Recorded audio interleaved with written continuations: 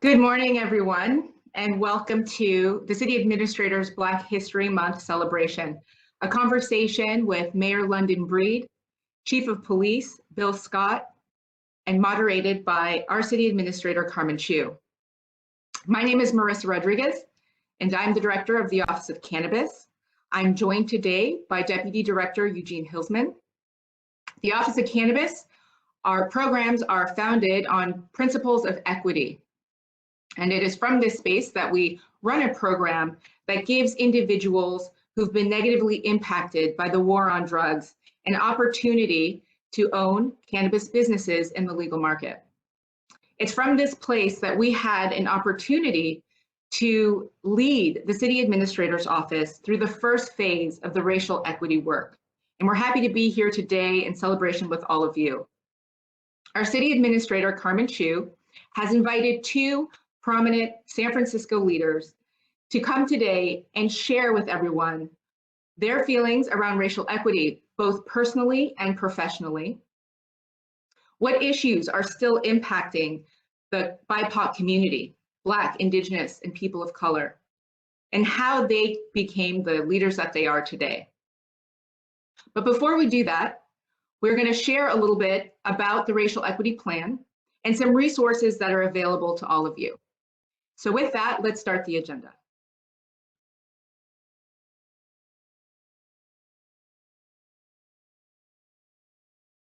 Okay, at this point, everyone should be able to see.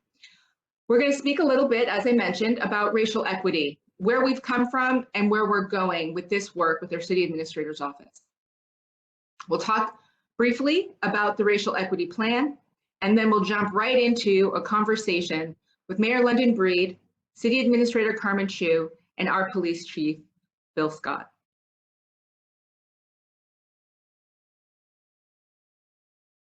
So the City Administrator's Office is comprised of several departments, over 25 different divisions and departments. The City Administrator family also includes DPW and the Department of Technology. And thank you to all of you who are here today to join us. The City Administrator's Office is strongly committed to ensuring efficient and effective government services, increasing the city's safety and resiliency, strengthening the local economy, supporting equity and inclusion, and optimizing the city's capital planning and infrastructure. If you see the image to the right, this was a word cloud that was developed from a program that we did with all of our racial equity leaders. They came together and shared out what their core values were for all of the individual departments that make up ADM. And you can see here words like inclusion, culture, equity, service, success, mentorship. Those are the words that resonated the most, and we wanted to create a word cloud to show that strength in our racial equity work. A little bit about where we've come from and how we've come to this point and where we're going. For those of you where our racial equity work is new, just to give you some understanding of how we've come to this point, last year, the last 3 months of 2020, the City Administrator's Office endeavored to create a racial equity plan. It took quite a bit of work. We held 7 thought leaders working group meetings. Our thought leaders are comprised of all the department heads that are in the City Administrator family. We broke out into 7 sub-working group meetings to help inform the racial equity work. We also held over 15 executive leader meetings. The individuals in the executive team are those who are part of the ADM Central Office, as well as Budget and Planning and the Office of Cannabis. We also met with the Immigrant Rights Commission, a commission that has decided to take a lead in this space, and we were able to work with them on racial equity issues, especially those impacting immigrant families and communities of color. We also had individual meetings with the Office of Racial Equity. We attended 4 monthly convenings as well. And we also developed and rolled out a racial equity survey. And this is where the community and our City Administrator family was able to help inform the racial equity work. So thank you for your participation in that. So moving forward, what does it look like? An incredible opportunity for everyone on this call to continue to lean in and help further develop our racial equity plan. Our plan is an iterative process. It will continue to develop over the years, and we look forward to your participation so that we can achieve a stronger racial equity plan for the city administrator family.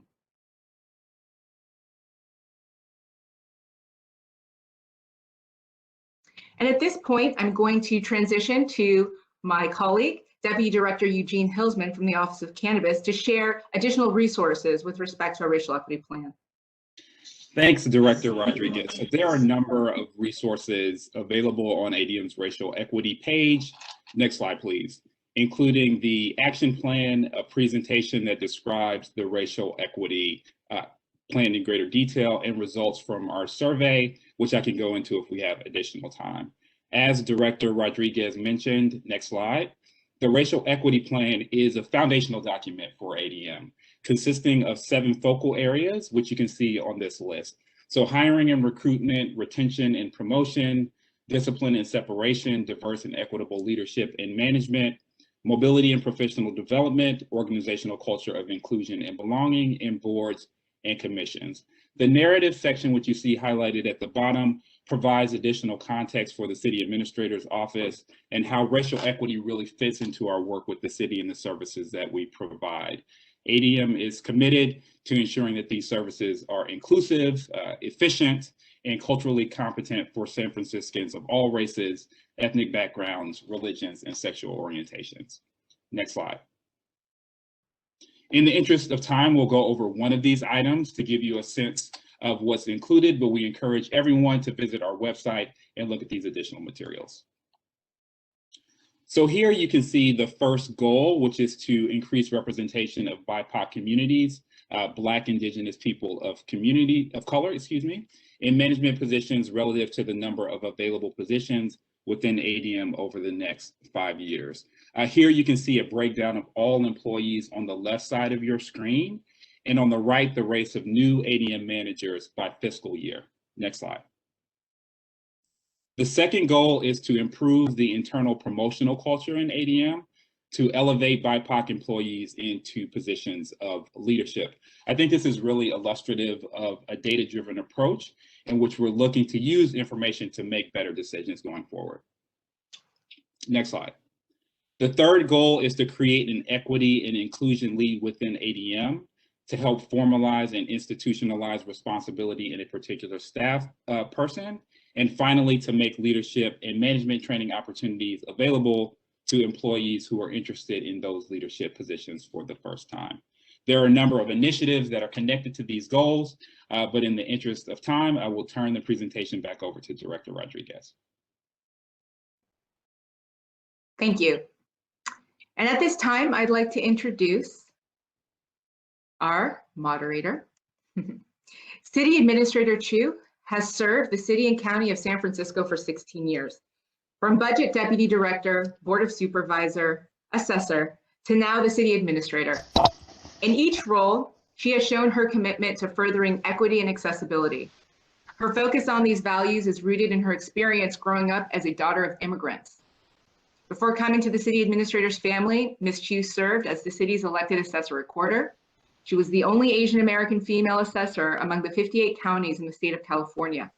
In her first year as assessor, she made history by being the only county in the state to stay open for the weekend right after same-sex marriage was resumed. And as a result, over 400 same-sex couples recorded their marriage services without delay. During her tenure, she also successfully eliminated a backlog that had existed for decades, increasing the city's property tax base by 74%, from $173 billion to $302 billion, generating $3.6 billion per year to support our public services. Community empowerment has always been one of City Administrator Chu's top priorities. In 2017, she launched the Bay Area's first Family Wealth Forum, an initiative to bridge the resource gap for low-income and monolingual immigrant communities in accessing free, credible, financial, and estate planning services. As a strong leader of color, City Administrator Chu firmly believes in providing equitable opportunities for the community. In 2018, she launched the W Challenge, a nonpartisan civic engagement effort aimed at uplifting the representation and voices of women. Through the COVID-19 pandemic, City Administrator Chu served as co-chair of the city's Economic Recovery Task Force to help San Franciscans recover. Policy recommendations include providing for operational flexibility, reducing administrative burdens, and supporting efforts to narrow the gap for low-income and immigrant communities and communities of color. I would like to welcome our City Administrator, Carmen Chu. Thank you. Thank you so much, Marissa. First off, I just simply want to thank you and also to thank Eugene and the racial equity team at the City Administrator's Office for all of the work that you've done to help advance our plan so far. I'm really looking forward to the next phase of our process and helping to advance that within our organization and in the city. Hello, everybody. We have so many people who have joined us today. I think this is an invitation that has gone out to the many men and women who are part of the City Administrator family and the GSA family. And so I want to thank and welcome all of you for joining with us today. It is my honor to be here as your City Administrator and to serve in this role to help moderate today's exciting conversation. I'm really excited to hear from our two speakers today. But first, I just wanted to acknowledge how difficult and challenging 2020 has been. We are starting off 2021. I can't believe that it's almost already March in 2021, but we are truly hoping that this is going to be a much better year as we go forward. But it has been a very difficult year in 2020, not only because of the pandemic and all the stresses that has caused in terms of many of us in our own personal lives, but also for many of our businesses, our families, especially our communities of color, our BIPOC communities who have also been especially stressed and challenged during this time. But we've also had to confront, I think, very tough issues of police brutality that have been intertwined with social justice challenges that we've seen in our communities. And so I just simply want to say that I'm committed to continuing the good work of the City Administrator's Office, not only in the support of the pandemic, but really helping to advance social equity, social justice in our city, but also in our organization in the coming year. This is something that is a deep value for me, making sure that as we think about government, as we think about the society that we live in, that we help to create a more just one that has opportunities for all of our communities. And so I really want to thank you for the work that we've done already. I'm excited because today is actually one of the first of many exciting conversations we're going to be having across the year to be able to celebrate, acknowledge racial equity, but also to celebrate our diversity within our city and in our communities. Black History Month is a time for recognizing the central role that African Americans have played in U.S. history. And I couldn't think of two guests who I'm more excited to bring on today than, of course, our Mayor, London Breed, and our Police Chief, Bill Scott. So I know that they're going to have really great insights to share with us and be able to help us think more as we approach Black History Month and really have a time for introspection and reflection. And so before I ask the Mayor and Chief Scott to speak, I do want to read their quick bios for you so that you have a sense of their background, although I'm sure many of you already know. So first off, I want to talk about Mayor London Breed. She's someone who truly needs no introduction, someone who has been an amazing figure, not only locally, but also nationally in terms of the hope that she represents. She is a native of San Francisco, the first African-American woman who has served as mayor in San Francisco's history. Before that, she served also as president of the Board of Supervisors representing District 5, including the Western Addition, the neighborhood that she grew up in. As our mayor, as you know, she's been leading our efforts in terms of our COVID-19 response. But more important than that, she's also been doing that with a very strong focus on equity and making sure that we think forward about how it is that we as a city recover, but also recover more equitably going forward. Last year, Mayor Breed announced her vision to fundamentally change the nature of policing in San Francisco and setting up a model for the nation as we issued a set of policies to address structural inequities, including the reinvestment in the city's African-American communities. And so we're very excited to have Mayor Breed with us today. In addition, we also have with us today Chief Scott. Chief Scott grew up in Birmingham, Alabama. He joined the San Francisco Police Department in 2017 after serving 27 years in the Los Angeles Police Department. He was selected to lead San Francisco's police department after a nationwide search, and his experience in helping to lead Los Angeles's very large department through transformational progress has been one of the key reasons why he was brought on board. As police chief in San Francisco, I know he's focused on building trust both within the department, but also with our diverse communities as well. And so I want to welcome Mayor Breed and Chief Scott.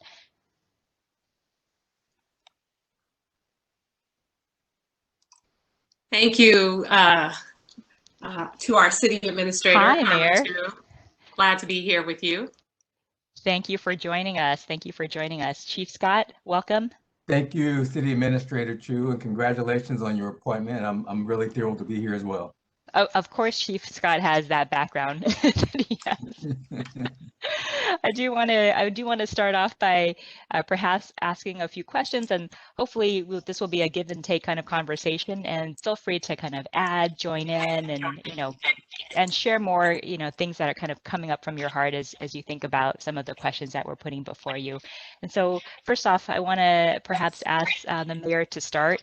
How can identification and acknowledgement of contributions from Black San Franciscans help the city to achieve its current and future goals? This is especially important. Yeah, well, I think in so many ways, when you look at, just the history of San Francisco and many of the African Americans that have contributed to things like even having a public comment process in the not so distant history of the city, under the San Francisco Redevelopment Agency, the community, the African American community, where in the Western Addition, where we lived in harmony with the Japanese community, there was a complete plan put into place that bulldozed and removed homes and did a lot of damage to this community without the input of the community. And so there was a lot of advocacy. And that advocacy helped to lead to processes like CEQA and other things that we are fortunate to enjoy now, the ability to provide input in the policies and the procedures that happen even in our own city. African Americans really led that fight for those opportunities for more affordable housing. And so we need to acknowledge that. And we also need to acknowledge that sadly in San Francisco, African Americans are not doing so great. When you look at, the fact that we are less than 6% of the population, yet still almost 50% of the homeless population, a significant percentage of those who are involved in the criminal justice system, leader in 4 of the 5 major causes of death in San Francisco. Like, when you look at all these disparities, we have a lot of work to do, but it's important to look at the history, to understand the contributions of African Americans in San Francisco as well as this country, and to realize that, Black history is not just Black history, it's American history. Yes. It's world history. Yes. And it needs to be incorporated into the course of the conversation in a way that celebrates it and uplifts it, and yes, calls attention to it during February, but doesn't exclude it throughout the rest of the year. Can I ask you just a follow-up question to that? You are in a unique role. I think so many young people are looking to you as a role model, especially in all of the barriers that you have been able to break in your own life. And now, as mayor of San Francisco, it's a big deal. And so it's not just people in San Francisco who are looking to you in your leadership, but also nationally, people are seeing and watching what you're doing with the pandemic and how you're approaching recovery and all of that. How does that feel? How do you deal with that kind of immense pressure that is on your shoulder? Well, I think about, like my grandmother and how tough she was and how tough she made me, and how I grew up in this city. I feel like I was built for this. I was built for this because of really a lot of the challenges that I experienced in San Francisco growing up. In politics, you have to have thick skin. You're not going to make everybody happy. But I draw on my experiences to make the kinds of changes that I know we need. And in the process, I can't be afraid that I might upset a few people. Ultimately, my desire is to make our city better for all of us. When our communities are thriving, our city is thriving. Yeah. We're doing well, and you know, everyone's doing well. When not just Black people, but anyone throughout San Francisco, when we're doing well, our city is doing well. And that's important to me because I came out of poverty and I lived in it for over 20 years of my life. And my goal is to take my understanding and experience and apply that to changes in our bureaucratic structure where sometimes it's difficult to do so. Working in a bureaucracy and trying to make it work for people living in these kinds of conditions is tough, but this city has been really making a lot of progress on our investments, on the changes and how we are focusing everything we do around equity. And you know what? We just got to roll up our sleeves and do it. It's tough and it's uncomfortable sometimes, but it's necessary. And I think it's going to make the difference. We may not feel the impacts of these decisions right now, but we will eventually see the impacts in the changes of those disparities. Yeah, absolutely. I think speaking of tough jobs, Chief Scott, I would ask you to add a few words in this, you know, in reflecting on Black History Month for just a moment. What is your perspective about how identification and just acknowledgement and contributions of the African American Black community, how does that help us to advance where we want to go in terms of racial equity and justice?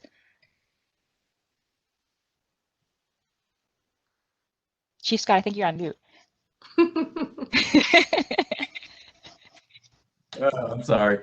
You know, first of all, it inspires us, and I'll start with the present. I mean, as I look on the screen and see Mayor Reed, you have to be inspired by her story, and I'm proud to work with her. But let's look at our history, and I'm gonna go through a list because, you know, in preparation for this, I don't know that a lot of people really understand how deep that history goes in terms of Black Americans, African Americans' contributions to civil rights, business, politics in this city. So let me just go down a quick list. A lot of people may not have heard this name, Mary Ellen Pleasant, businesswoman and abolitionist. That was way back in the day, but here's a woman who, back when Black women had less rights than probably anybody in this country, challenged the system and was successful in doing so.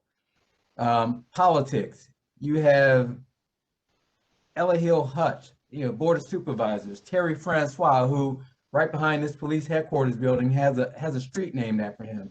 First African-American member of the San Francisco Board of Supervisors, civil rights attorney. Ella Hill Hutch, I mentioned. Willie Brown, who's still around today to share his stories and all his knowledge about what it took for him to get in the seat that Mayor Breed now sits in. Activism, you know, there's just a whole list of activists that have made significant contributions to the rich heritage of African Americans in this city and have moved us forward. One that I've had the pleasure of meeting is Cecil Williams at Glide. I mean, all his contributions. You go to entertainment. I mean, for those of you that are jazz fans, you know, Etta James got her start in the Fillmore District. Literature, Maya Angelou has roots to San Francisco, and the list goes on and on and on. So those things lift us up and inspire us, because when they did it during their times, it was a whole lot more challenging than what I face, and perhaps I know Mayor has a lot more challenges than me, but they did it the way for us. And I think that, for me, serves as a source of inspiration, because if they did it back in that day, certainly we can do more today to advance even further, to move us further and make things right.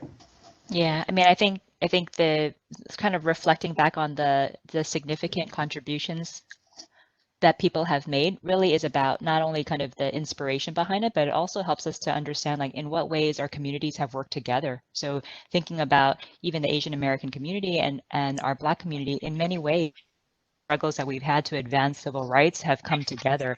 And I think sometimes when we face difficult times in our city, it's easy to kind of pinpoint one versus another, or to try to pit one group against another. And I think when we celebrate the significant contributions of the Black community, African American community during this time and throughout the course of the year, it helps us to remember that we're in it together.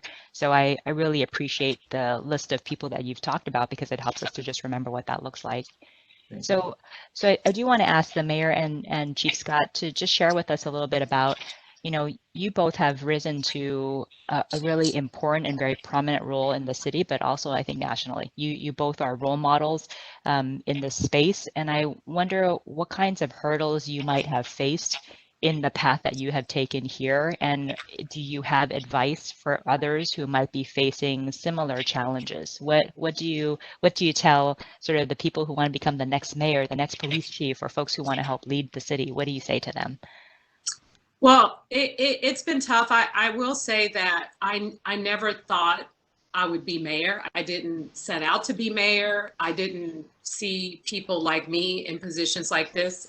When Willie Brown became the first African-American mayor, it was really exciting. And in fact, I was in college and I worked as an intern for him because I was really excited. And I thought this would be the only opportunity that we would have an African-American mayor become mayor of San Francisco. And I think, there were tremendous obstacles for me, of course, because, I did live in public housing. I struggled financially. I worked as a maid. I worked at the bank. I worked as a babysitter.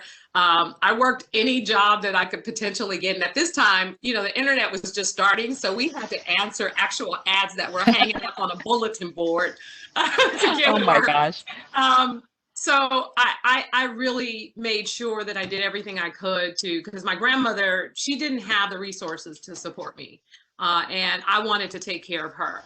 So I had to do what I had to do to work my butt off to get where I was. And it was tough. And there were times when I did want to give up and just say, you know what, forget it. Let me find a job. Let me figure out a way to make money. But then I really decided that getting my education was so important and it was worth the sacrifice. And I think that for anyone that wants to do anything with their life, I'm a perfect example of overcoming tremendous obstacles and making it. And if I could do it, anybody can do it. And I say that because it's important to never be discouraged by your circumstances, to make sure you don't let whatever life you're living or forced to live in whatever situation, it's good not to let that determine what you decide to do in life. Mm-hmm. And I didn't let the fact that I lived in public housing stop me from working at Lawrence Livermore National Lab when I had a scholarship in chemistry and they had to come and do this whole background check. And holy moly, where I lived, it was like, oh, wait a minute. They were like, London, there's a white man sitting in a car across the street. Who is that? But they had to do an investigation, right? Because they had to look into the background because I was working at this major lab. And even when I worked for the mayor as an intern, I was still living in public housing. So part of it was, at one point as a teenager, it was tough because I was embarrassed and people didn't want to come to my house. And when I got older, I realized that I wanted something different, but more importantly, my grandmother was a proud woman. She kept our place clean. She took care of us. And it was important for me to be proud of what she was proud of. And I had to, grow out of that and really try to focus on being a better person and also being a better person to support the community. So part of it had a lot to do with my journey and what I decided to do in life, and I would never let anything get in my way. And I think that's important for people to not be afraid to also fail. I've went to job interviews and have been turned down and didn't get the job. I've gone to, I've been in working for people where I've been laid off. Mm-hmm. So I understand that sometimes people are afraid to take that leap or afraid to go to that next level. And if I were afraid of failing, I wouldn't be mayor. Mm-hmm. And so it is tough to kind of go through life and to especially being Black and the doors that are closed. But what I try to do is stay focused, stay determined, know my worth. And I don't let anything get in the way of that. I don't let what people say about me determine how I feel about myself, because that's another thing. I mean, of course, as mayor, you got to have thick skin, and I care about taking care of San Francisco. But at the same time, I can't let, some of the negative comments get in the way of what my role is as a mayor, and get consumed by that, because I have an important job to do. So I think ultimately it's tough. I didn't expect to be here. I'm grateful and honored to serve as mayor. It's an incredible, incredible honor. And every single day when I wake up, I'm thinking about not only all the things that I have on my schedule, but what are we going to do to advance this city? What are we going to do to make things better? So I'm really proud to be here and to represent this city and to be the first African-American woman to serve in this capacity. It is really amazing, but we have a lot of work to do, and we're going to get it done. I have so much more that I've learned about you, Lawrence Livermore Lab being one of them. Who knew? I was published. I was a chemistry major. I got a chemistry scholarship. I was really into it, but I was a clumsy scientist. I was spilling methylene chloride and liquid nitrogen, and you don't want to know what was going on in the lab. Oh my gosh. Chemistry was one of my worst topics, I have to say. So, hats off to you on that one. Chief Scott, what do you think? What do you say? What were some of your challenges? How did you overcome them? What advice do you have for folks who may want to follow in your footsteps? First of all, let me say I'm enjoying this. I didn't know that about the mayor, but I'm enjoying hearing her history. So, for me, similar to the mayor, one of the things that I think what makes her story resonate with me is because it's basically the story of my mother, who had to drop out of high school to help take care of her brothers and sisters when her mom died as a teenager. And, she worked as an elevator operator and serving tea in segregated restaurants. And, wow. What I learned from her, though, is an inner strength to always keep pushing, because she eventually went back and got her high school diploma, but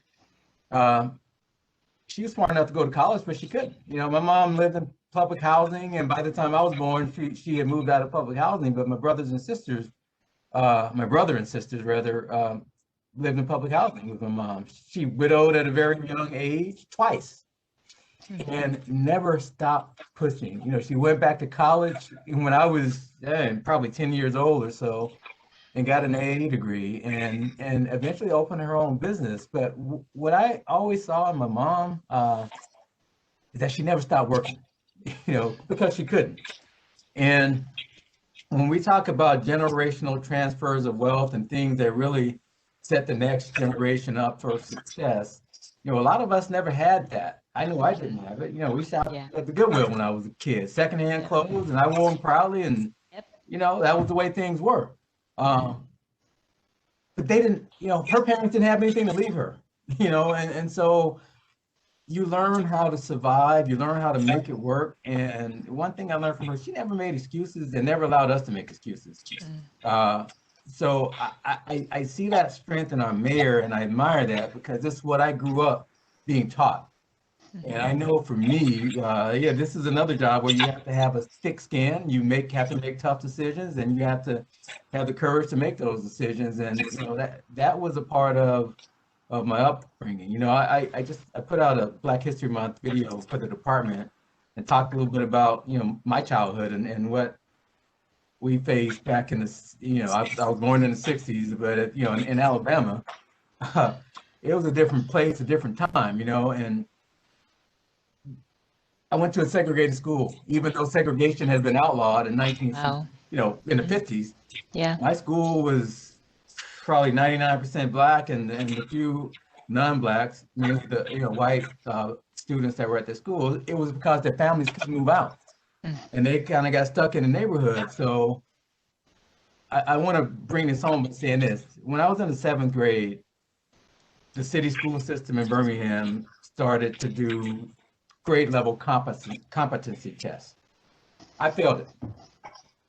Not only did I fail it, every student in my school failed it. Mm.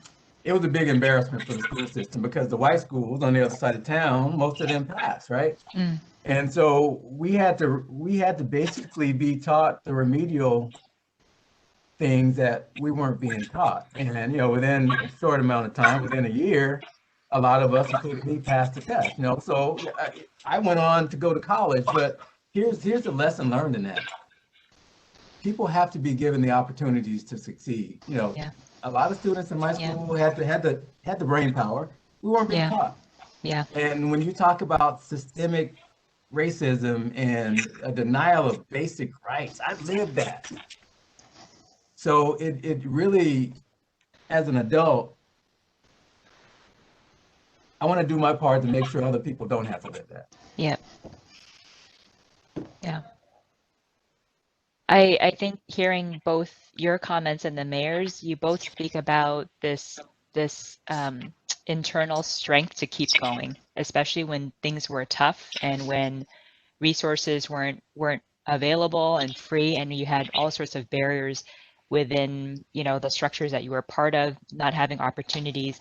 And I just wonder, how do you take those life experiences and now turn it in your public service? Because I see the work that you both are doing to advance racial equity, and I see what the mayor is doing to try to bring education back in the city, for example, public education back in the city, for example. And it speaks to, what do you in your life experiences, were there things that you wish could have been available to help you through that? And how does that kind of life experience now translate to what your vision of racial equity is for the city? Like, what do you want to most accomplish during your time here? Well, I'll tell you, for me, when I became a teenager, there were so many young people in my community who chose to commit illegal acts. They were committing illegal acts because there weren't a lot of opportunities. Yeah. In my case, my grandmother was raising me and my two brothers. She had a daughter who had a mental disability. And so it was all of us, and she was on a fixed income. So she had her Social Security, she had welfare for us and food stamps. She had my aunt who, received a small check as well. And that 30% was taken out for the rent. And then she did her best to get by. So when we started growing older as teenagers, you know what happens with teenagers. We started wanting things. Yeah. And so unlike Chief Scott, I didn't take too kindly to wearing my Goodwill clothes proudly. In fact, my grandmother, that was one place where we would fight over me going with her all the time. But, it was tough. And when we became teenagers, the options for us were to do a number of things. Go downtown and steal clothes and sell them to make money. Go downtown to the Tenderloin or even in our own neighborhood and sell drugs. Like, those were the options. It was like, what do you do? And it was hard. But there was also a program called the Mayor's Youth Employment and Training Program. Now, the problem with the program, it was you can get a job working during the summer at a nonprofit agency, making some money. It wasn't necessarily always year round, so that was tough. Mm-hmm. And there wasn't always slots for everybody. Mm-hmm. So I got a slot one summer when I turned 14, and that really is what changed my life, because the nonprofit that I work for, they kept me on year round. So after school, I caught the 22 Fillmore from Galileo High School to 30 Stockton, then to 22. And I would go to Fillmore between Oak and Fell at the family school. And I would work there. I would do my homework, and they really helped me. They supported me. And then I was able to make money, and it stopped me from choosing the wrong path. Mm-hmm. And so this was important, because that didn't necessarily happen for my brother, one of my brothers. That didn't necessarily happen for others in my community. Mm-hmm. And so when I was at the African American Art and Culture Complex, we always paid our kids a stipend. And when I became mayor, I created the program Opportunities for All so that every high school student in this city can have access to a paid internship, to a paid something, because I never want money to be a barrier to their success. Yeah. I want to make sure that they're not trying to decide whether or not to commit a crime to get money. I don't even want that to be an option. I want the only option to be, do I want to work in tech? Do I want to work, in city government? Do I want to work for this nonprofit? What do I want to do? And they get paid to do it. Because I never want money to be a barrier to the success of any young person, especially because so many of these kids are so talented. I remember the guys I grew up with, you see it early on, incredible singers, incredible artists, super like math geniuses, and those who can like spell any word in the dictionary without looking in the dictionary. Like, we had everything in our community, but you would never know it. Yeah. Because the opportunity for so many of these people to succeed was not there. And so this is the most important thing for me. If I do nothing else as mayor, is to make sure this next generation of young people that are growing up, that they are exposed to things that they never knew were possible. Yeah. And that money doesn't play a role in stopping them from realizing their full potential, which is why being paid for an internship is so important to me. Yeah. Thank you. Chief? Yes. So let me bring it forward to an example of last year, and I'm going to put this in the context of this conversation. Last year when Mayor Reed made the very tough decision, I had to imagine that it was a tough decision to reallocate resources and monies from the police budget to divert those funds to help the African American community. And, she and I had a conversation about that before it became public, and there was never any hesitation for me. And look, I'm a department head. Of course, I want the resources to do what we need to do. But here's the thing: that story I just told about, my experience in the 7th grade of failing that test. That's why that touched me and made sense to me, because you got to give people a chance. And Assessor Chu, I know you and I talked about, you're being raised in Inglewood and probably some similar situations that we're talking about here. But you have to have an environment where people have an opportunity to thrive and succeed. Yep. And some people need more help than others. So that's why it made perfect sense to me. I know she may have gotten a lot of criticism. I know I got a lot of criticism. There was a national thing that ran on Fox News. It kind of tickled me, but at the same time, it kind of ticked me off, defund the police. And this was the caption: SFPD chief is down with that. Just think about that and what the hidden words in that message. Yeah. And it takes courage to make those type of decisions, but those are the type of decisions that we have to make, because there are a lot of people out there that can do it if they have the table set for them where they have an opportunity to do it. And so many people, particularly in the African American community, and not just the African American community, but we're talking about Black history here, have never had that opportunity. And so their lives go a different path. That's why this is so important. Yeah. For anybody that can't understand that, so well, it needs to be done. Yeah. I grew up in Southern California and in East LA, and my community that I grew up in was probably, I'd say, more like 95% Latino in our community. My parents, we had a small family restaurant in Inglewood, and so what colored my childhood and my life was having seen the LA riots happen, and how challenging that situation was and how scary that was. My parents, I think they were held up at gunpoint on that first day of the riots, And I remember as a little girl just being extremely scared, and we didn't have cell phones at that time. So it's not as if they could call and say they were okay. We just didn't know what was happening. And, for the whole week that followed, it was just a lot of anger, and I think rightful anger at what had happened. And I think also a lot of fear about, what was happening in the community. And, one of the things that makes me sad is that we continue to have these same conversations. We still have a long ways to go, right, from that time.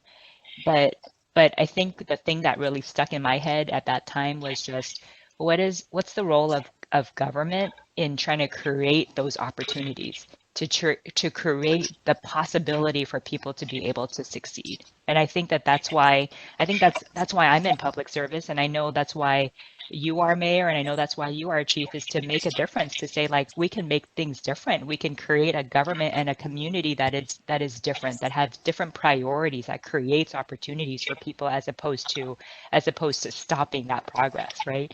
And so, I really have appreciated both of your insights and the experiences that you have, because it does take courage, it does take leadership to say that you're going to do something different, right? But if you don't do something different, then you continue to have the same things that we've always had, right? Yeah. Well, I'll just say from my perspective, I am determined to make sure that someone like me who grows up in an environment like I grew up in, that I'm the norm. Yes. Becoming mayor and becoming successful is the norm, and I'm not the exception. It's lonely being the exception. Yeah.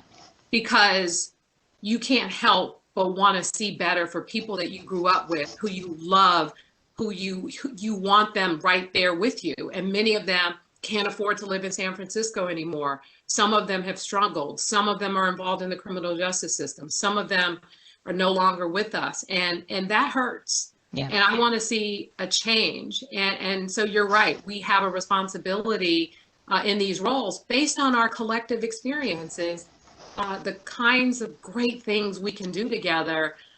It's endless. And yes, bureaucracy gets in the way oftentimes of our ability to do things as effective as we like to. But you know what? We're determined, we're creative, and I know we're going to be able to make more good things happen in this city.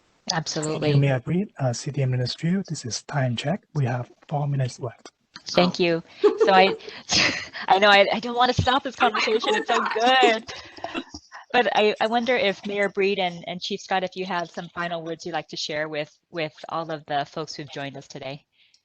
Well, I'll just say that I really appreciate all the people who are joining us here today, which I know are mostly people who work for the city administrator. Many of you guys worked as disaster service workers during this crisis. It's a year from the date that I declared a state of emergency. I just want to express my gratitude for your service, for your hard work, for your understanding, for your patience, for the challenges that this department has gone through in recent months. Thank you for serving the city, and thank you for being there for the people of San Francisco. We have a lot more work to do, and eventually soon, as we come out of this COVID drama, we'll be able to come together again, and you'll be back at work in person, exchanging ideas, being creative, supporting and uplifting one another. And until then, hang in there, and thank you all so much for your service. Thank you, Mayor. Thank you, Mayor. Chief?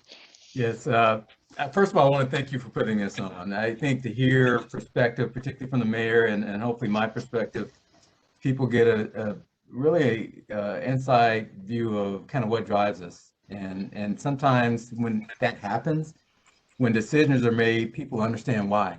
Because a lot of decisions are made based on perspective. You know, we all have a responsibility, but we also bring our experiences to the table. And I think that's what makes this place so special, this city so special, because we do have a Carmen Chu and a London Breed and a Bill Scott that brings maybe a little bit different perspective because of our experiences to the table that will move this forward, that will move not only African American people forward, but all people, you know, because we serve all.